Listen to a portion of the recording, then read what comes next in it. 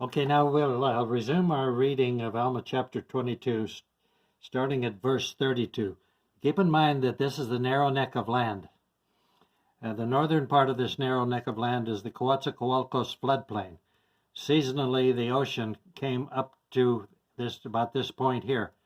So the Nephites only had to fortify the narrow passage area at the south of the narrow neck of land. Narrow neck of land, narrow passage between the Sierra Madre Mountains and the narrow pass, Chivela Pass, is right in the center there. Okay, here we go. Verse 32.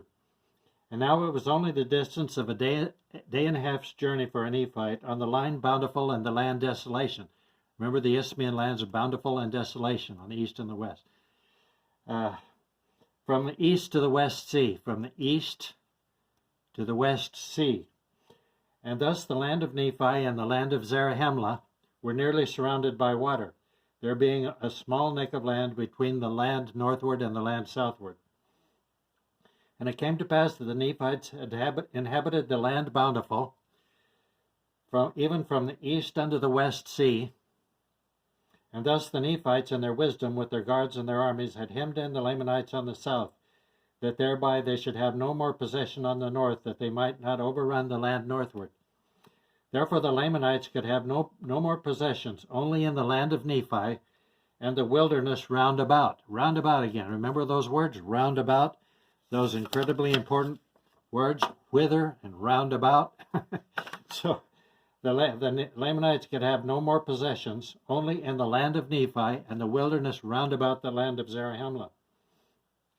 Now this was wisdom in the Nephites, as the Lamanites were an enemy to them. They would not suffer their afflictions on every hand, and also that they might have a country whither they might flee according to the desires. And many centuries later, they did have to flee into the land northward, where they were annihilated. But this is the situation at around 80 BC. Now in 72 BC,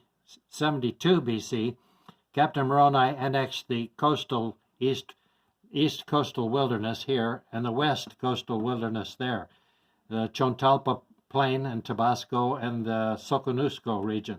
After Captain Moroni annexed those two in 72 BC, the land of Nephi, comprising Bountiful and Zarahemla, ran in a straight course from the east to the West Sea.